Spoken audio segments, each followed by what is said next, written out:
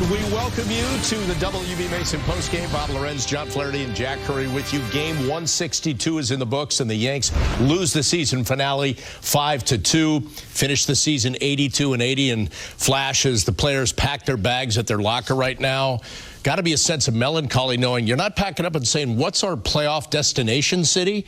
You're saying, we're packing up and going home. Yeah, it's not the finality of losing a postseason game where it ends so quickly. The Yankees have known for a while, the players have known for a while that this was going to be it in Kansas City. And you're just an above 500 baseball team. 82-80 will be celebrated by some organizations, not by the New York Yankees. If they're going home tomorrow, this season is not where they want it to be. And now it quickly changes. What went wrong? What do we have to do to get better? Not only from an organizational standpoint, from the player's standpoint as well. Right. Today stings for the Yankees, but it feels as if this sting has been ongoing for several weeks because the Yankees knew this day was coming. They knew they weren't going to make the postseason. And I thought our crew on Yes had a great shot at the end of the game. It was just Aaron Judge sitting in the dugout, soaking up what was going on in the field as the Royals, a team that lost more than 100 games, was celebrating winning their final game of the season. But I wondered what was going through Judge's mind because this is going to be an impactful and important offseason for the Yankees. This season was unacceptable by their own estimation of who they think they should have been. So what do they do to make changes to make sure it doesn't happen again? We're going to talk a lot more about that over the course of the post game. Also, we'll hear from Aaron Judge. We'll hear from Garrett Cole and Aaron Boone coming up. But, guys, let's just dig a little bit into this game. It was Michael King's final start. That's a storyline for the end of this season in 2024. Highlights presented by your local Ford stores as we talk about who he could be going into that, but also the struggles he had today. Yeah, and he's been great as a starting pitcher. Today was not his best afternoon. Melendez drills a fastball the other day. A warm day in Kansas City. The ball really travels. That's his 16th of the year, and it's 1-0 Royals. They would launch the long ball a couple more times. Turning point of the game brought to you by Montefiore Einstein, the official hospital of the New York Yankees. Comes in the fourth inning, Jack, in a 2-0 game. Yeah, Olivares is at the plate. It's a 2-2 count. King goes with his sweeper, except he misses his location, and it's just a hanger there that Olivares swats out for his 12th of the season. Royals are up 3-0. And then two batters later, Dairon Blanco will get all of this pitch on an 0-1 delivery. Another solo home run, a hanging sweeper. That is number 3 on the year for Blanco, 3 for the Royals today, 4 runs against Michael King. He had allowed 4 runs over his last 7 starts as the Royals win this one 5-2, amassing 11 hits. Zach Greinke probably pitched in his final game, certainly in Kansas City, but it did not go the Yankees' way this afternoon. Time to hear from Aaron Boone as he wraps up this game and the season. Aaron, I know we got into it a lot pregame, but the 2023 season is officially in the books. Now, what type of emotions are you feeling that it's complete? I mean, similar, you know, like we need to be playing this time of year. And, you know, so that's the first thing. But again, you know, take a little bit of solace in just how these guys continue to show up, continue to prepare, continue to compete all the way till the end. And, you know, played well down the stretch when it wasn't necessarily an easy thing to do. And so I'm appreciative of that. But we know we need to be playing this time of year, and that's ultimately the takeaway. And, you know, that reality and disappointment certainly is upon us. So now the task at, you know, going into the off season and making sure we're all preparing to make sure we're in the best possible position, you know, when we get to spring training. Did you address your team one last time, and if so, what was the message? Yeah, I did. You know, just some of that and talking about the winter and preparation and,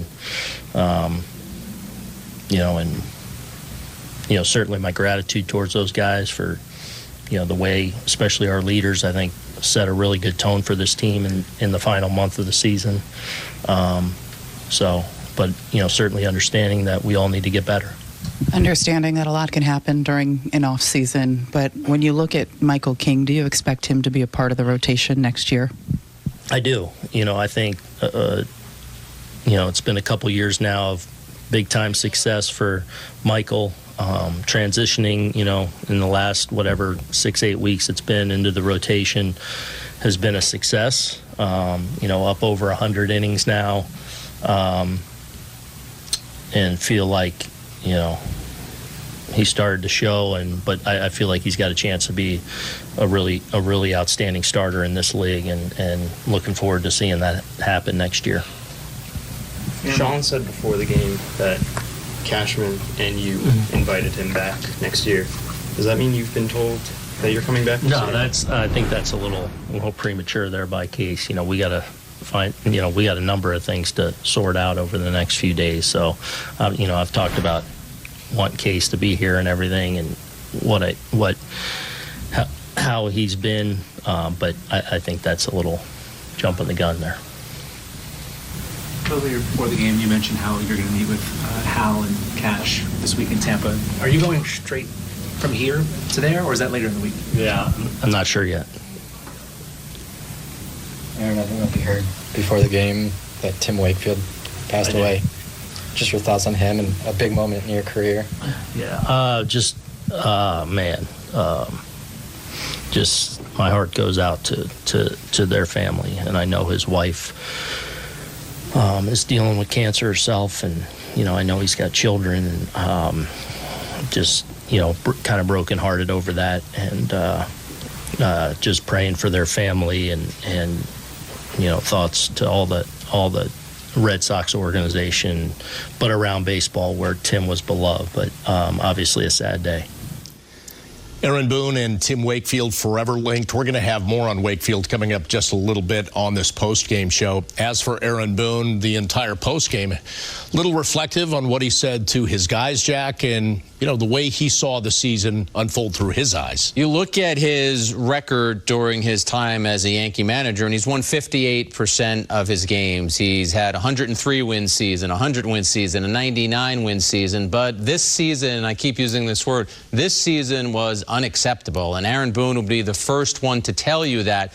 Now, when you grade or evaluate what Aaron Boone has done as a manager, we also have to reinforce the thought that a manager in 2023 is different than a manager in 1983, and that you are being given information and there is a discussion and it's more of a group effort. So as we talk about what Boone has done as a manager, I think it's really what has the organization done. And there's one thing that Judge said today that stood out with me, talking about how the Yankees need to have more of an urgency. And I thought about that throughout this season, where there are times where maybe the foot needs to be on the gas pedal a little more than taking the foot off and talking about it's a long season and our track record is what it is. You've got to seize the moment. And I think the Yankees are going to have to remember that an 82-80 season, when you've got almost a $300 million payroll and you were picked by some to win close to 100 games, that's just not a season that should leave a good taste in your mouth. And Aaron Boone and everyone in that clubhouse should feel it throughout the offseason. Yeah, I'm glad you brought up the sense of urgency comments from Aaron Judge, because when I think back to this year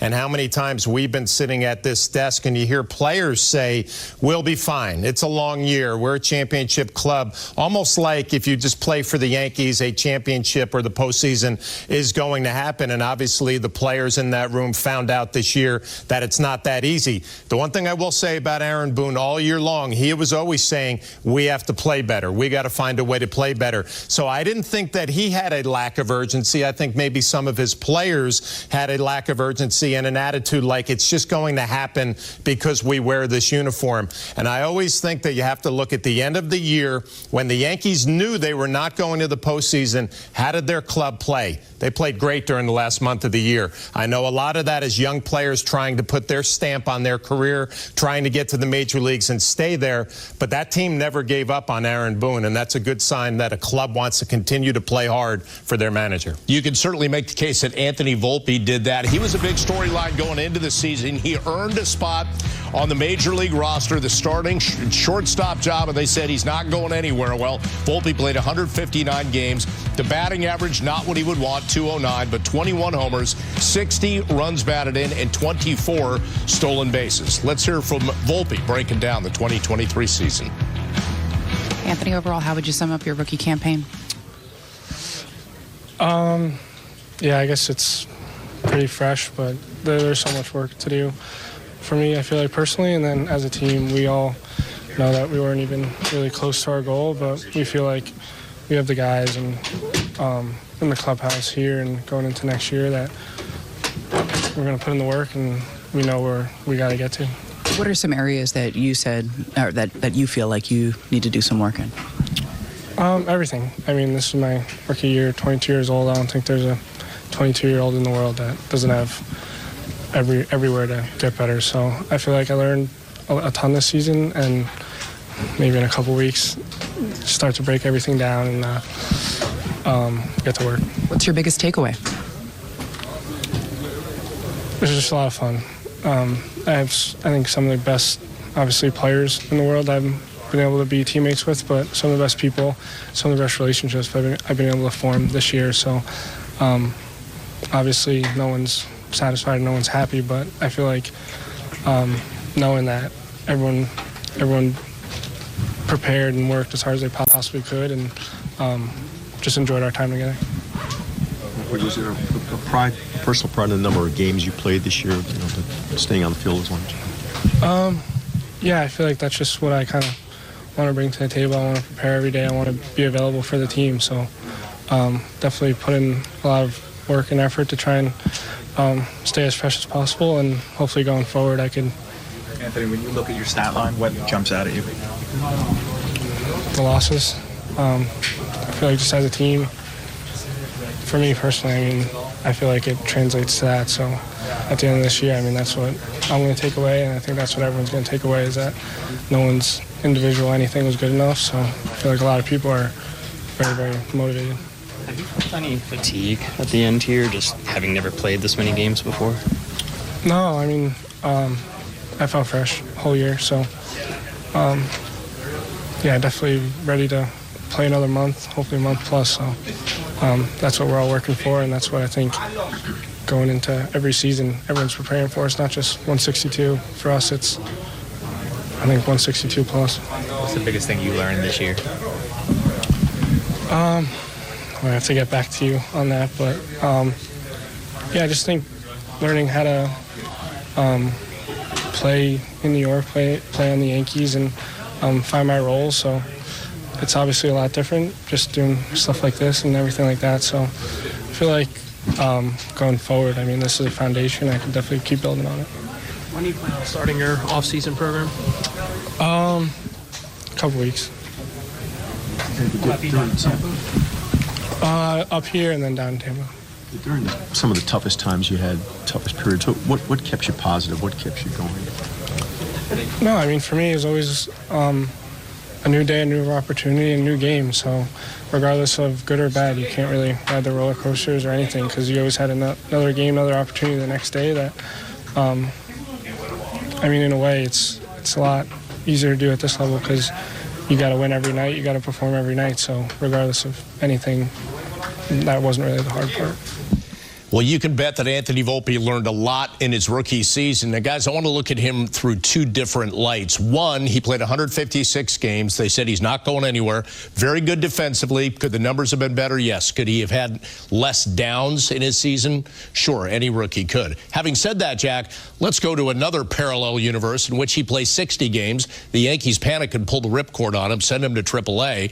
He wouldn't have learned everything that he learned and be able to apply that to the 2024 season. I think you just laid out what the Yankees' hopes and plans were for Volpe this year. He was in a distinctive situation that, frankly, I don't remember the Yankees ever unveiling in the 30-plus years that I've covered them.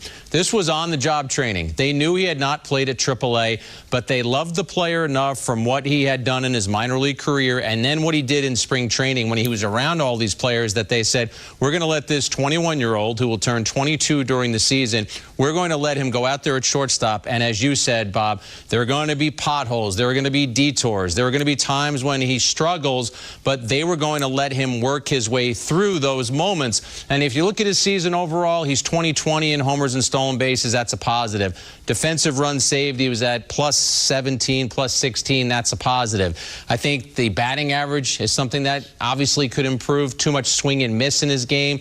On-base percentage and slugging were both below Major League average. So, Flash, when he talks about a 22-year-old who has some work to do, he's being honest about his own assessment. Yeah, and I think the Yankees love the ability out on the field, but I think they might like the makeup of the person even more. And when he just dealt with the media right there, the one question that was asked that jumped out to me, what number from your season jumps out at you? And he quickly went to the team, said the amount of losses. That tells you everything you need to know about this kid. Yeah, the numbers are going to get better as he moves forward offensively. He's going to figure some things out. But I think the mental grind of going through a major league season for the first time, he's going to feel it in the next week or two where he can decompress a little bit and then look forward to next year. I feel like he came into spring training as a 22-year-old kid. He's going to show up next year as a man, as far as I just went through the grinder of a major league season, and I think everybody around him is going to realize there's going to be a sense of confidence and swagger because of, yeah, he didn't have the greatest year, but he went through that grinder of being the New York Yankees starting shortstop, and he did it pretty well. We have much more ahead on this season finale of the WB Mason postgame. Up next, Michael and David will give us their thoughts on how this year unfolded for Aaron Boone's team. We will also have Curry's commentary when Jack will reflect on a season that took a sharp turn following the toe injury that Aaron Judge suffered in Los Angeles. Plus, we will look ahead and talk about some options for the Yankees as they look toward 2024. Stick around. The Yankees postgame show on Yes is presented by WB Mason. Count on who but WB Mason to refresh your office break room. Shop new Keurig brewers and new K-Cup pod flavors today. The Yankees are heading into the offseason, and we will have your bases covered starting in December when Yankees Hot Stove comes your way. We're going to discuss all the Yanks activity and moves from around the majors, plus you never know what guests will join us.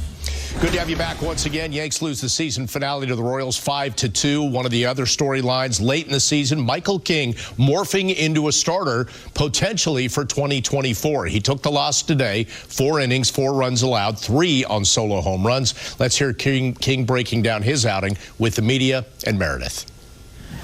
Michael, obviously a lot can happen over the offseason, but Aaron Boone said he sees you as a piece of the rotation next year. To hear him say that, just what does that mean to you? It means a lot. He said it to me after he pulled me. Obviously, it's not how I wanted to go out, but it's nice to hear from your manager, and I got a ton of respect for him, and I really appreciate him giving me the opportunity. How does that change your offseason, if at all? I wouldn't say it changes at all. I mean, I've always been kind of the bulk guy, so I come in with multiple pitches or ups or whatever, so it'd be nice to not have a rehab offseason like I did last year, but I'll just be ready to go for 100 pitches by the end of spring training. Was that in the dugout he told you that? Yeah. After, obviously you could tell I was laboring out there, and so he came out to me, and I knew I was going to be on like an 80-ish pitch count, but I knew I wasn't at that yet, and he said, hey, you had a good season, you're done, and then it was proud of me and nice, so it was good to hear. You said that you wanted this to be a starter. How does it feel to be at the end here knowing that you've shown you can do it? Yeah, it feels good. I still have that chip on my shoulder because I still don't feel like I'm treated as a starter just yet. I got to get a full 32 starts. That'll be the defining moment. But it feels really good to go into the offseason this way. Again, not exactly how we want to go out this way, but I'm really proud of us and proud of the work we put in. Will having a 4-month off season as opposed to 3 help you think? I think it'll actually help me build up more, be able to still shut down and then build up in time. I typically will take 4 weeks off, and then I don't know if I'd feel rushed because I haven't built up to a starter in the off season for a while, but getting the first 4 weeks off and then being able to throw November 1st instead of late November is probably a little bit better, yeah. Well, despite what happened to Michael King today, his time as a starter was very rewarding. His previous 7 starts, he allowed a total of 4 earned runs. And it's interesting, as we always talk about the team concept in baseball, he saw his career arc flash take a sharp left turn. They said suddenly, end of the season, last couple months, we want you to start morphing into a starter, see what you can be for 2024, and he delivered the goods. Well, I'm sure he enjoyed what he was seeing. We enjoyed it because he was a dominant pitcher as a starting pitcher. Remember that 13 strikeout game. So it just tells you that he has a very bright future if he can stay healthy, building up the innings moving forward. Again, I mentioned this earlier. The manager, the pitching coach, and the bullpen coach, every time they talk about Michael King, they mention putting him in the best position to stay healthy. He has an unorthodox delivery that he throws across his body. He's had injuries in the past. He's going to work this winter to put himself in the best shape. But, Jack, it really comes down to going through it and getting to 150, 160 innings healthy. Right, and I think Michael King knows that's a challenge. I think the Yankees will watch him closely. They watched him closely this year in the role that he had before he moved into rotation. And I just think it's a simple matter of math, and I've said this a couple of times. He's one of the best pitchers on the Yankees. Would you rather have him throw 150 innings, or would you rather have him throw 80 to 90 innings? He has earned the right to be in that rotation. And in an offseason where the Yankees have a lot of questions to answer, it should give them some comfort that after Garrett Cole is listed as the #1 starter in the rotation, somewhere soon after that, you're going to have Michael King's name, and you're going to feel good about that. I just want to underscore the point we've made a few times. You believe that there are other Michael Kings sort of in waiting for the Yankees, and we've already seen him, and so have they. I mean, Johnny Brito continues to impress out of the bullpen, and you have to believe that he will be given every opportunity to be that King-like pitcher in 2024, someone who Aaron Boone can rely on for 30 to 40 pitches, take a couple of days off, and then be ready to go back to that role again. Guys, another good sign we've seen at the end of the season, Austin Wells, that bat that they love, really coming around. He is our Nissan Plays of the game because of the big day he had at the plate. He had 3 hits, and we start at the top of the first with a couple runners on at first and second, and he lofts one out to center field. That'll drop in for a base hit. DJ LeMahieu holds up at third. So first hit of the afternoon, Yanks had the bases loaded. They did not get anybody in. 6th inning, here's a big hit, Flash. Yeah, this is what you like about Austin Wells, the left-handed bat, but the ability to drive the ball the other way. This hits off the wall. It's going to be a stand-up double. LeMahieu stops at third. 2nd hit of the day. And then top of the 8th, another 2-bagger, Jack. Yeah, it's MacArthur hanging that pitch, and as Flash just said, it's the recognition by Wells going the other way with it and hustling into second with his 2nd double. 3 for 4 runs scored in the 2 doubles for him today. So here is the Yankees recap for the 2023 season. 82-80. They missed the playoffs for the first time since 2016. Their .227 team batting average and 4.2 runs per game. 29th in the major league, the averages. Aaron Judge missing those 42 games, so crucial. Yankees went 19-23 over that span. And Garrett Cole led the American League in ERA and a host of other categories. He is the favorite for the American League Cy Young. For more now on how things went this season, let's get it back to the booth with Michael and David.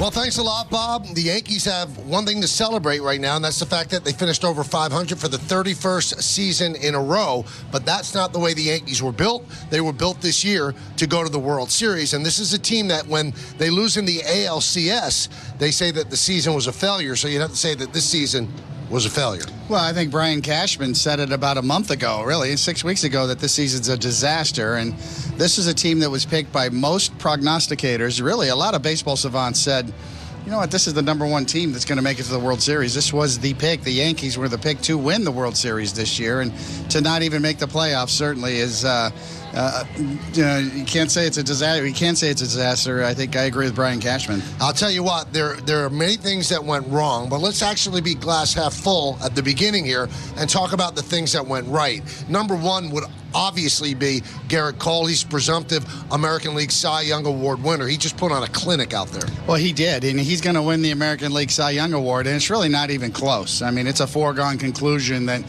he's going to take home that hardware, and not only for him this year in particular, but sort of as his career, it's the right time for him to win that award. He deserves it.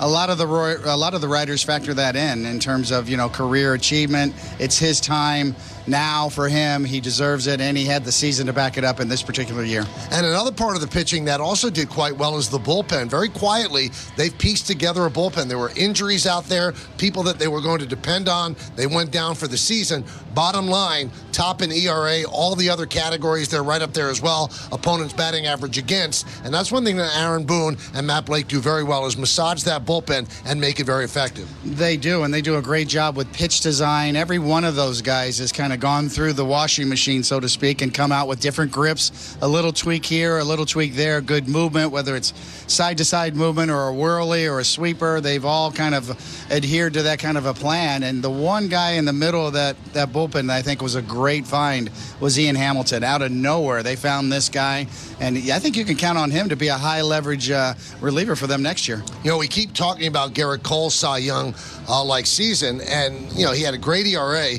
but everybody else did not. Now, this is accepting Michael King, who's been great since coming into the starting rotation. But with injuries and everything else, the rest of the rotation was a disappointment, and one of the big reasons why the Yankees are going home. Yeah, it is, and I think starting pitching is a big issue. If you look at the division itself, the Tampa Bay Rays lost 3 starting pitchers, and really good ones too, and Shane McClanahan is one of the best lefties in the game. So you've got to withstand that, you've got to weather it, and the story of the last 2 months is Michael King. There's no two ways about it. Not only has he proven he can be a starter, but he's got a chance to be a dominant one. I think you pencil him in as like a front-line starter if this continues, and he's shown me that he's got the stuff to do it because of his fastball usage, and his overall repertoire, to me, really suggests that not only is he a starter, but he's going to be a really good one. Now, this is not to say that the Yankees don't have to change things up in the offseason. This looks like it's going to be an offseason of heavy lifting. But if this team was healthy, I think they would be at least a wild card. Now, would they have the ability, the way it's built, to go to the World Series? Well, after we saw 162, probably not. But the injuries really, really took the legs out from under this team. And that's something in the offseason that has to be addressed. There cannot continue to be these devastating injuries year after year, month after month. Yeah, that is such a mystery, right? I mean, what training methods need to be brought in? What needs to be overhauled? How did these injuries happen? Were they freak injuries like Aaron Judge is running into a wall? Were they soft tissue injuries that could require maybe a little tweaking in terms of the preparation and training? So, yeah, that's obviously at the top of the list, keeping these assets healthy.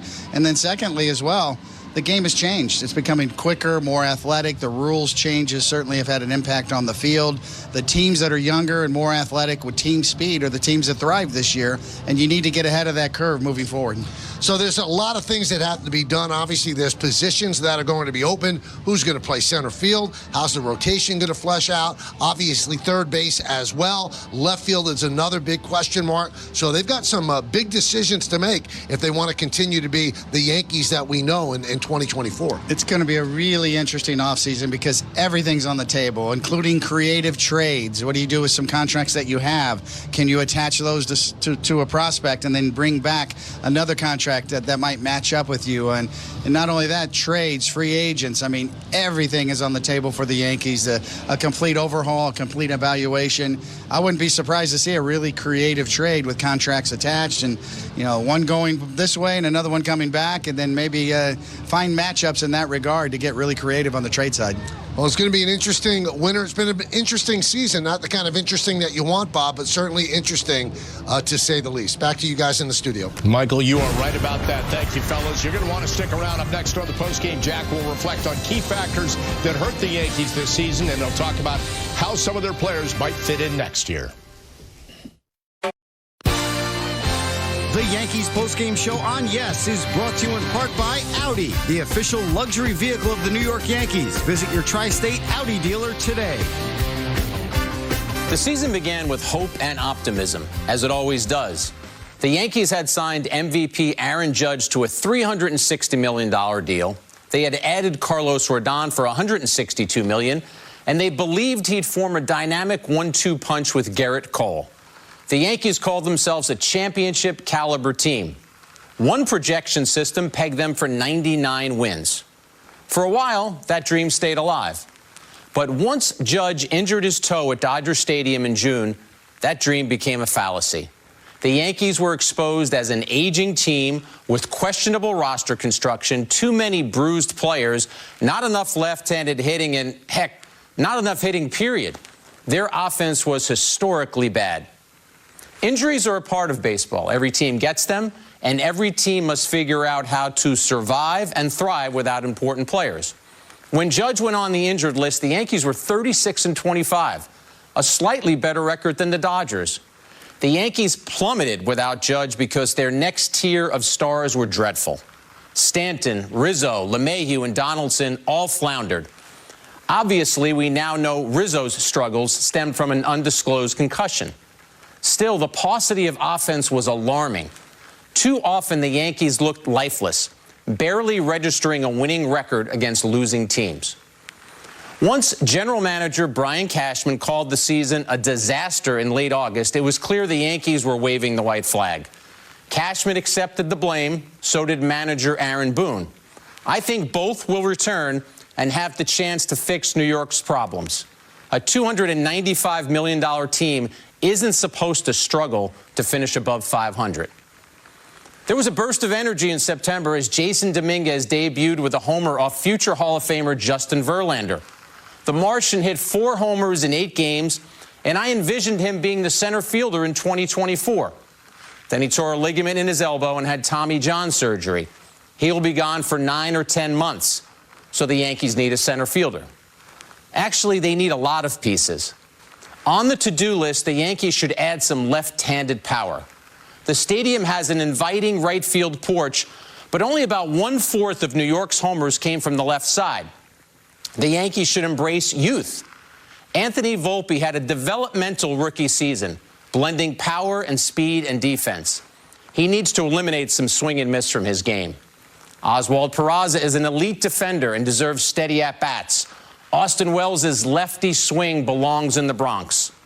Clark Schmidt and Michael King should be in the rotation. By the way, with presumptive Cy Young Award winner Cole fronting it, the 2024 rotation could and should be strong. Of course, Rodon, a colossal disappointment, must rebound. Cashman has scouted Japanese pitcher Yoshinobu Yamamoto. If the Yankees secured the 25-year-old righty, perhaps they could shed a young pitcher to acquire offensive help. Free agents Shohei Ohtani and Cody Bellinger and trade target Juan Soto will be sizzling off-season topics. I'm skeptical about any being fitted for pinstripes. The coming weeks will be flooded with questions, from analytics to scouting to hitting philosophies to sports science to players' health. Everything should be evaluated. The band Talking Heads has a song called Once in a Lifetime. In it, David Byrne sings, and you may ask yourself, well, how did I get here? That's a question the Yankees need to ask and answer. How did they get here? And the next question the Yankees need to emphatically answer is this. Well, how do they make sure they're never here again? The Yankees have wrapped things up for 2023, but a brand new season of Brooklyn Nets basketball is right around the corner. Our coverage begins with Media Day tomorrow morning at 11 o'clock. The Nets will play their first preseason game October 9th against the Lakers in Las Vegas, and opening night will be October 25th against Cleveland. Speaking of Vegas, Sin City is exactly where the New York Liberty are headed for a clash of super teams in the WNBA Finals. Earlier today, they finished their semifinal playoff series, eliminating the Connecticut Sun at Mohegan Sun in Uncasville. New York advances to the league finals for the 5th time in franchise history and the first time since 2002. They will visit the reigning champion Las Vegas Aces in Game 1 next Sunday. Liberty win the final 87-84. Breanna Stewart, the league MVP, had 27 points and 9 rebounds in a huge game from Jonquel Jones, 25 points, 15 rebounds, and 4 blocked shots. Welcome back on the WB Mason postgame. Aaron Judge did not appear in Sunday's finale. Meredith Marakovich spoke to him prior to action in Kansas City, and she started by asking Judge why he thinks the Yankees are not playing beyond Game 162 this season. Their interview is our sound of the day, presented by Hyundai. There's a lot of answers I could give you for that, but we can talk about injuries, we can talk about missed opportunities, but I think it comes down to us as players, not showing up when we needed to. I go back to beginning of the year, the Rays in our division ran off like 12, 13 straight. you know, we were winning series, but we weren't finishing off teams, you know, teams that we should be sweeping and beating. We just really couldn't get that last final game against them. So I think it's just really the urgency out of spring training to really start off hot, especially when you play in the AL East. You gotta bring it every single day, and you know, starting on that first series. Why do you think there was, I guess, a lack of urgency, and how do you make sure that's not an issue next year? Yeah, it definitely won't be an issue next year. You know, I'm not too sure. I'm not too sure. There's a couple things that kind of go into it, but I'm not gonna. It's tough to say. You know, I just think guys, like I said, we just didn't come out with a sense of urgency. When you look at some of the things that have happened throughout the course of this season, do you have conversations with Brian Cashman, with Hal Steinbrenner, with the decision makers about what you would like to see change? Yeah, I've been talking with Hal all year. You know, I talk with Cash throughout the season as well, and you know, I'm looking forward to talking to both those guys and just kind of giving my opinion. You know, it doesn't mean, you know, the things, my opinions will change things, but I think just getting a chance to voice some of the opinions and voice of the players, you know, what we're feeling down here, what we're seeing down here, you know, I think it's just a good conversation to have to kind of bring us all together, you know, kind of get everybody on the same page. And I think if we get everybody on the same page, we're going to be good moving forward. And one guy that has had a fantastic year is Garrett Cole. What was it like to watch him all season long? Impressive. You know, what a show he put on for us. You know, I'm disappointed as, you know, a teammate, you know, captain of this team, that we weren't able to put out a better season for him, and, you know, take somebody like that and what he's doing into the postseason. It's just the way he works on a daily basis, the way he competes on the mound. You know, the other 4 days when he's not pitching, he's in here on the bench talking with other pitchers. He's in here communicating with the guy that's starting on the mound. Like Clark was starting of the night, he's in here talking with them, you know, telling them what he's seeing. And, you know, that's what you expect, and that's what you want out of an ace and out of the leader of your pitching staff. So it's you know, been an honor playing with him this year, and looking forward to seeing how he improves on this for next year. It's going to be fun. There are a lot of fans that are still angry at the wall at Dodger Stadium for costing you some of your season. Is there anything that you're going to need to do with the foot in the offseason to ensure you're ready to go come spring training? Yeah, we got a couple things to take care of. You know, hopefully no surgery, and, you know, it's going to be a normal offseason for me, and, you know, get back to work. You know, as much as this season has been a disappointment and I've hated it, and it is what it is, but I think these extra 4 weeks, extra 3 weeks are going to be beneficial, I think, for everybody to go out there and, you know, work on some things they need to work on, improve on some things they need to improve on, and, you know, making sure that everybody's ready to go and ready to battle and fight, you know, come spring training. What does your off-season look like? What will you do in this off-season?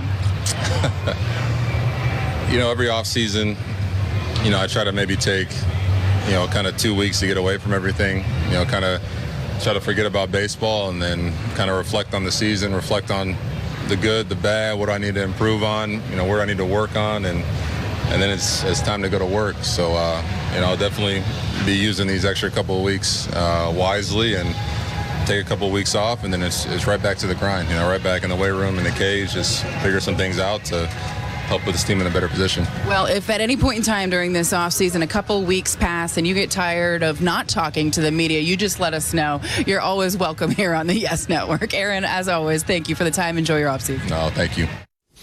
Well, Aaron mentioned something there, the lack of a sense of urgency that we addressed before, and I want to dig a little deeper into that.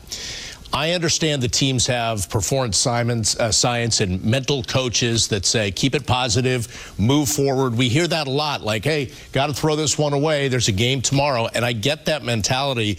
But before you do that, Flash, and I don't want to sound like the cranky old school guy, isn't it okay to kick yourself in the butt a little bit if you just had a lousy game and say, I stunk today, what do I need to do before I turn the page to know that I can be better for that next game? Absolutely. I mean, that's all the mentality and the personalities inside of a clubhouse that probably have to change from this year to next year. That accountability that you're talking about, especially in New York, in front of the New York fans, it's okay. And Giancarlo Stanton does this a lot, to say, I'm not good enough right now. I'm not getting it done right now. And, you know, players usually give themselves about a half hour after every game to digest what happened and process how to get better for tomorrow night's game. But every loss should hurt, especially at the beginning of the year. And they just had too much of this. We'll be fine. We're a championship club. Everything's going to work out. I love the fact that Aaron Judge is going to have a voice in this, Jack, because there are a lot of departments in today's modern game that think they know what it's about to win baseball games. Aaron Judge, being a player, knows what all of his teammates are going through,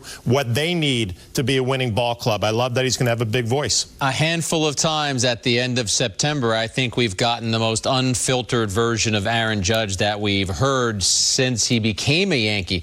Let's flash back to last year. Judge is setting an American League record with 62 home runs, and all he wanted to do was talk about his teammates. He'd hit 2 home runs, and he'd say, well, the guys in front of me, I watched their at-bats, and they set things up. That's how optimistic he is. That's how positive he is. But this year, you're seeing the unedited version of him, and you're getting a little peek into him admitting that there were some things that need to be addressed, and the lack of urgency is one of them. He talked about analytics today and how, though he doesn't believe the Yankees were overloaded with information, you have to know how and when to use the numbers. And I would emphasize, though he didn't say this, how and when to use the numbers with each player specifically. Some guys want a ton of information. Some guys want that much information. So I agree with Flash.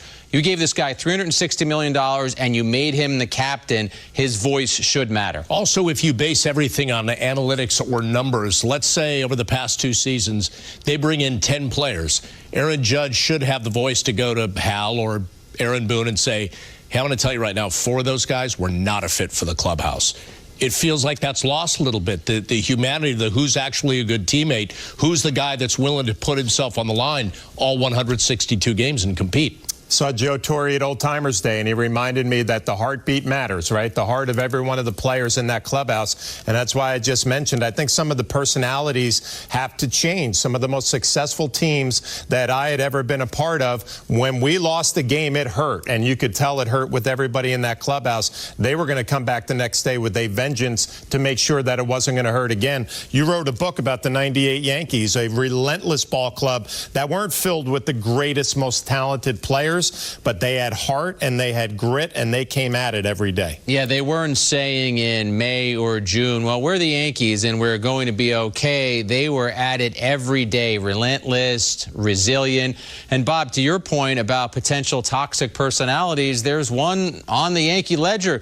The Josh Donaldson trade was a bad trade. It was a bad trade because he didn't produce, but it was also a bad trade because he wasn't a good fit in the clubhouse, and the Yankees paid dearly for that trade. Brian Cashman has admitted that it was a failed trade. So going forward, the Yankees can't make those mistakes anymore. That's how you end up being a team that some people thought might win 100 games, and you end up being a team that barely finishes above 500. Well, as it relates to this afternoon's ball game, one guy we saw that a lot of people feel will be going to the Hall of Fame is Zach Greinke. He was the starter. He is the Cadillac player of the game, and for good reason. Flash, he's done it a variety of ways in his career, but this is his 20th season and could be his last start. Well, an amazing career, and early on, there's bases loaded, nobody out. Higgy up at the plate, and Greinke makes a pitch, a 5-2-3 double play to get out of that jam. This guy's been doing it for a long time. He absolutely has, and he gets a little help here with a 2-0 lead. And Jack, ultimately, he was going to leave this game after pitching into the 6th inning. Yeah, here in the 3rd inning, you're going to see Volpe chase that pitch right there. Just a looping curveball. And then he's got another young hitter up here in Pereira. He's going to strike him out on the changeup.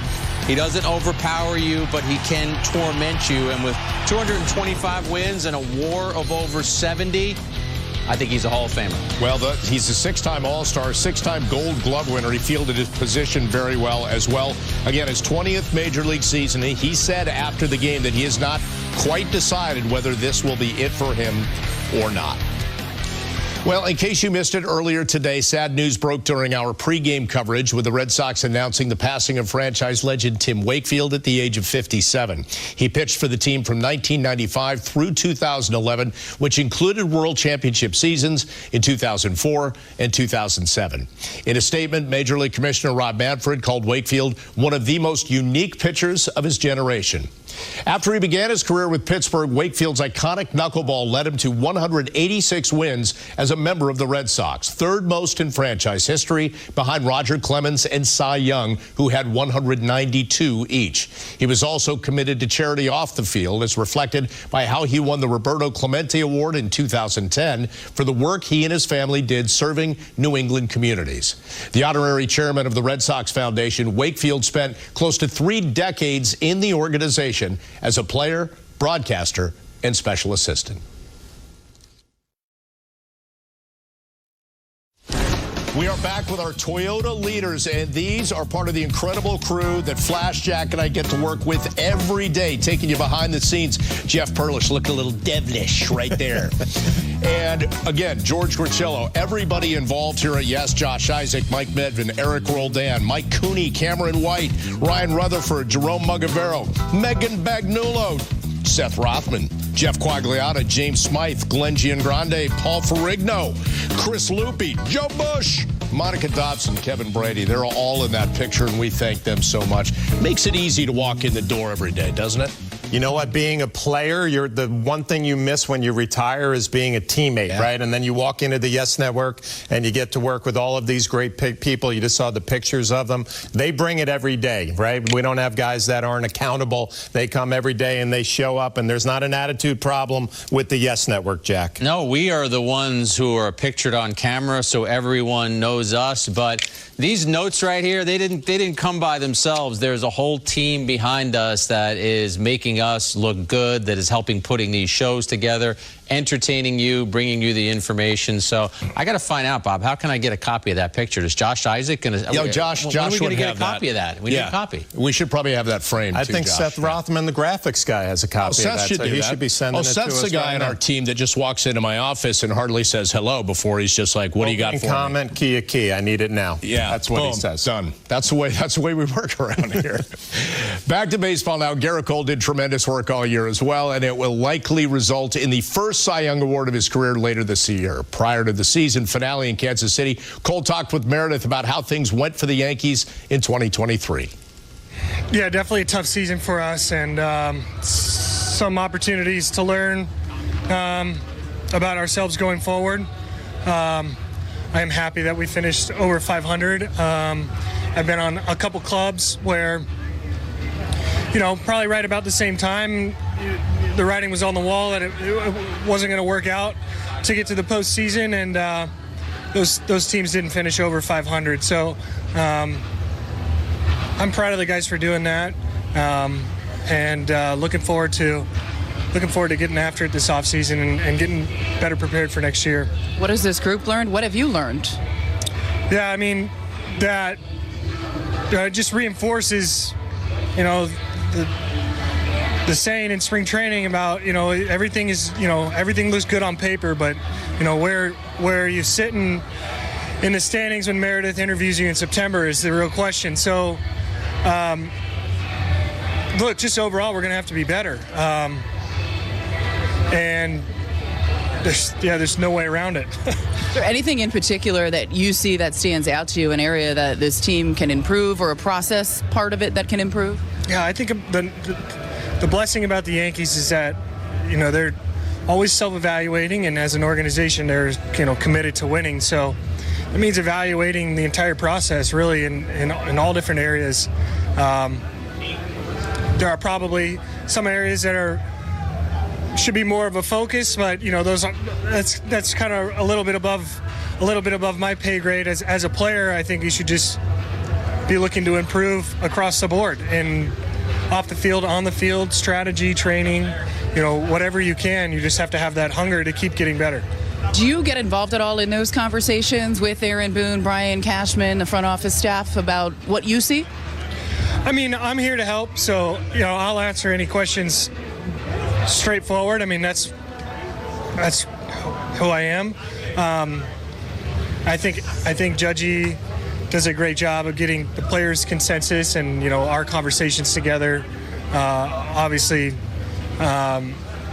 in one way or another, are reflected to Cash and how on where the players stand, but that's only one element, one piece of the pie. So you mentioned Aaron Judge, first year as captain of the New York Yankees. Yeah. Anything different about what you saw from him, knowing that he is the captain? No. Yeah, he did a great job. Anything from a leadership perspective that you saw him maybe be a little bit more vocal? A little bit more vocal. Certainly, certainly a different situation than last year, obviously, just hitting home run after home run and being healthy the whole year. Had a few more games, few more opportunities to lead between the lines, and this year some of those got taken away from him, but he was, he still found a way to be impactful, both in the preparation and the game planning, throughout those games that he wasn't playing. And so that was probably something that I hadn't seen from him because, this was just kind of an unfortunate event, but still set the tone for us whether he was out on the field or not. And honestly, Rizzo did the same thing. We have a lot of professional guys in that regard. What stands out to you about your performance this year? Just some good adjustments from last year, really. Some things that we started tackling in the off season, and they paid dividends throughout the whole year. And then our adjustability throughout the year was good. And that, a lot of credit in that regard goes to the catchers and the rest of my teammates as well. So you are always dialed in, whether you're pitching or not. How much have you enjoyed being a sounding board for some of these younger pitchers? Yeah, I mean it's part of the blessing of being an older pitcher is passing down some of the knowledge that I was gifted as a young guy and gifted by being around some great pitchers and great players. So. I benefited a lot from that, so it's kind of a way of giving back to the game and trying to keep the integrity of the game and the product high. I mean, we want guys to perform well, and we want this to be the best league in the world, and so there's a little bit of the onus on the players in terms of that, and in terms of keeping up that reputation. What does an off season look like for Garrett Cole? Do you shut it down for a little while? When do you start ramping it up? Just played a little catch the last couple days because I enjoy playing catch, and I'll probably ramp it real down here in the next week or so, and then just start my process in 10 to 14 days and get back on it, get back in the gym, start looking at some numbers and anticipating laying out the map when I'm going to start throwing, bullpens, so that's all fun. It'll be relaxing, but the next few weeks will definitely be the peak relaxation. Garrett, thank you so much for the time. Have a great off season. And are you surprised we made it through an entire interview and I didn't even say Cy Young? Till now. We didn't though, Meredith. We're going to. Listen, he certainly deserves the Cy Young Award the way he pitched today. Jack, it'll be another month and a half, 2 months till he finds out if he ultimately is the winner. But it's the work he put in, and I would say the one thing that I noticed it changed for him, his demeanor. There were times when you could sense frustration would get to him a little in past seasons. It just seemed like pitch to pitch, he was a different cat every time. First of all, he should win it unanimously, so it shouldn't even be any pressure or any tension for him. And I think when you talk about being comfortable, and you're never going to be tension-free on the mound, but in any walk of life, when you feel that you are prepared, when you feel that you did everything you possibly could to walk into a certain situation, you should be comfortable, you should be confident, and that's who Garrett Cole is on the mound. He's always prepared out there, he always has a plan, and if plan A doesn't work, he knows how to go to plan B or plan C. And in terms of having plans, the Yankees should remember this. Cole turned 33 in September. Aaron Judge turns 32 in April. Don't let their prime seasons drift away and lose the opportunity for them to get back to the postseason. Just listening to Garrett Cole, I'm thinking how lucky the Yankee organization is to have him, how lucky the Yankee fans are to have him on their club. And when you think about his preparation, Jack, that you just talked about, I think this year was a dream year for Garrett because he was living every start, as you mentioned, Bob, pitch by pitch. He never got worried about what happened in his last start, he never was looking forward to who he's facing next. His whole year was in the moment, delivering whatever pitch he needed to deliver at that moment. And at the end of it, he had an incredibly consistent, dominant season that he's going to be rewarded with the Cy Young. I think about all the young pitchers that are part of the staff, how lucky they are not only to watch him go about his business in between his starts, but to be able to have somebody that's willing to impart the information. I've caught plenty of guys who don't want to deal with you or you because they're worried about their business. Garrett Cole is not one of those guys. Well, guys, in news today that was a little surprising on the final day of the regular season, Buck Showalter in his pregame press conference with the Mets announced that he would not be back to manage the Mets for his third managerial year. Last year, he won 101 games. They lost in the wild card series to the Padres. He was manager of the year. This year, tons of injuries. Mets went 74 and 87. And Jack, he was told prior to the game that he would not be back. He announced that he would not be back. Had a nice, I guess, reception pregame on the field when he took out the final lineup card. Got emotional knowing that he was gone, but you wonder, would it be different if they had not hired a new president of baseball operations in David Stearns? Well, that's just it. With Stearns coming in, surely wanting to have his own man in the dugout, surely wanting to be able to have a relationship as he tries to help the Mets lift themselves up from a dreary season this year. Buck became expendable, so you're right. The Mets told him they were moving in another direction. So Buck actually ends up announcing his own firing. There's an element of awkwardness to that. He's 67 years old. He's managed almost 3,400 games. He's never been to a World Series. The Mets were that opportunity. They won 101 games last year. They went out and added firepower that would have led you to believe that this could have been their season. It didn't work out. I feel for Buck. He's a colleague. He's a friend. He's someone I've known more than 30 years. I don't know if he wants to manage again, but I don't even know if that door will open again. Yeah, this is the part of the business at the end of these seasons that really gets tough, right? Especially we all have relationships with Buck, and we know what a great baseball guy he is. He's a great guy in general. So I don't know where his future is going to be, but I know that the reaction that he got from his players, giving him a standing ovation when he brought out the lineup card, that tells you everything you need to know about Buck Showalter and how he goes about his business in the clubhouse every day. Yeah, it didn't work out this year, but Buck Showalter is going to be able to do, maybe not manage, I don't know what his opportunities are going to be, but he's going to be a well sought after personality because he can give a lot to this game. Yeah, we wish him very well. Buck, good luck to you. Now we look at the postseason matchups. And let's start in the American League, guys. The Orioles and Astros get the first round byes. Astros, by the way, won today and Texas lost. So Astros are the American League West champs. It'll be the Twins against the Blue Jays and then Tampa Bay against Texas. In the National League, it looks like this. Braves and Dodgers got the first round byes. It'll be the Brewers against the Diamondbacks, the Phillies against the Marlins. So some newcomers back in there, the Marlins, the Diamondbacks, Blue Jays got in. Jack, as you sort through everything there, what are you looking at in terms of who could be ultimately meeting in the World Series? Well, it's still stunning to me, and they deserve a lot of credit that the Orioles went from a team that won 50-something games a couple of years ago to winning 100 and being the #1 seed in the American League.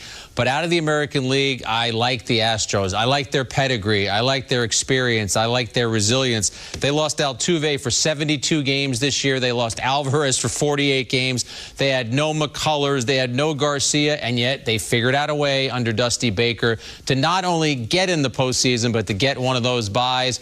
I'm looking at an Astros-Atlanta Braves World Series because I think the Braves were the best team in baseball all season long, and I will take the Braves in 7. Wow.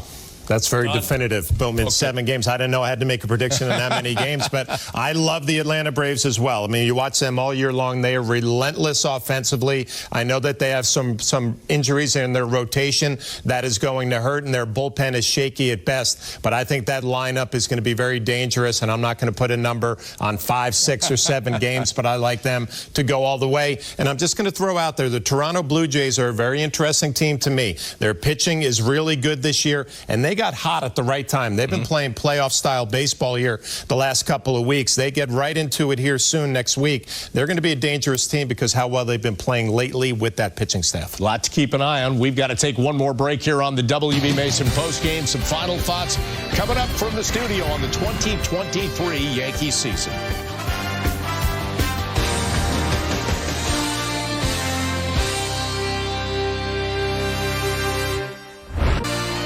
The Yankees postgame show on Yes is brought to you in part by Hyundai.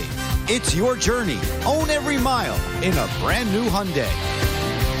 Well, Giancarlo Stanton had one of those seasons that you could say he'd like to forget, but perhaps he'd like to use it as fuel to figure some things out for the 2024 season. You see what he's done over the last three, from an average of 273 with 35 home runs and nearly 100 runs batted in 2 seasons ago to a sub-200 average this season with only 24 homers and 60 runs batted in. Let's hear from Stanton with Meredith. Giancarlo, do you expect to change anything in your preparation this offseason to try to get different results next year? There'll be a lot of changes. Talked about how bad the year's been, so not much more to touch on that, but there'll be a lot in the lab in the offseason. Anything in particular that stands out to you that you're going to attack first? Everything we'll be taking a look at. Will you get right to work, or are you going to take some downtime, get away from the game a little bit? I'll take a couple of days or whatnot, but I'll be right on it. How confident are you? Is there still more in there that maybe didn't show all the way this year? Very. What keeps you confident like that? What were the signs that tell you you can get back to what we saw early with the Yankees? The game's about adjustments, and just got to make some and be back on it. When you go about kind of trying to find things to help yourself improve in the off season, what is that process like? Is it going with your own people, kind of consulting some of the Yankees hitting coaches? How do you go about that entire process? It's a lot of film, a lot of thought process in it. What was my thought process during a lot of the film, and how they match up with other years, other good times, bad times, etc., and just get a good game plan for next year. Tweaks that you have to make right now are more major or minor? Minor, but the right ones. What's your impression of Sean Casey as hitting coach? Came in here with no experience. You've obviously been under a variety of hitting coaches in your careers. What stood out, or what did you see from him? He's been great. He blended in well in a tough situation. Hopefully he's back next year. Well, another reminder now, the Yankees Hot Stove is going to come your way in December. We will get you up to speed on any moves the Yankees make during the early portion of the offseason. Plus, we will break down activity from around the majors, and we will have a variety of guests along the way.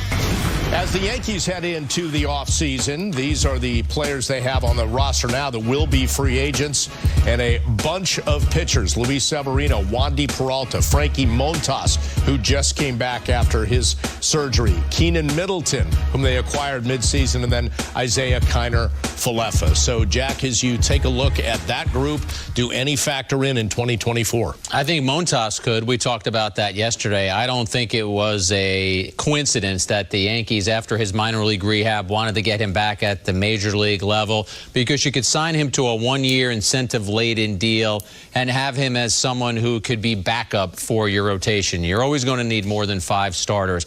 I could see them wanting to reunite with Peralta, because he is someone who has been so important out of the bullpen and comes in and just doesn't have any nerves surrounding him. And though he wasn't on the graphic, Giancarlo Stanton is a big piece to the offseason puzzle for the Yankees, because he's got 4 years and about $100 million left on his deal. He's got a no-trade clause. So for all the folks who are shouting, you got to trade Stanton, well, Stanton would have some say in any potential trade. So I do think the Yankees have to answer the question for themselves. He will be 34 years old next year. Do you think there is anything left? It's easy for him to say that it's minor adjustments, but since the beginning of 2022, he can't hit a fastball. He's hitting about 200 against fastballs, so a lot of questions lying ahead. Yeah, that's the first thing that has to change with Stanton, is getting back to hitting number 1. And you can look at that free agent graphic that we just showed right there. IKF had a really good year for the Yankees, and IKF is probably putting himself out on the market at a very attractive time, being such a versatile player. And the Yankees have Oswaldo Cabrera, who can play all these different positions and is a switch hitter. So it might be the end of the road for IKF. But I look at internally for the Yankees, the guys that they have to get back on track. Jack, you mentioned Stanton. I'm going to look at Rizzo coming off of the concussion. He's got to get back to being that guy that can protect Aaron Judge in the lineup.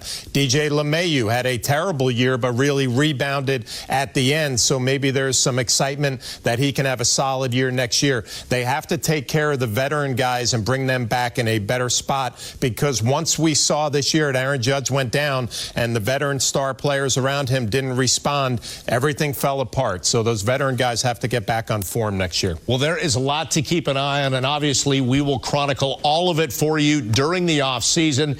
As always, we thank our entire crew here. We thank the Yankees fans. We certainly, as always, thank you, viewers, for joining us all season long. If not for you, we're not sitting here doing what we love to do. So thank you so much. Enjoy the offseason, and we will see you on Yankees Hot Stove. Take care.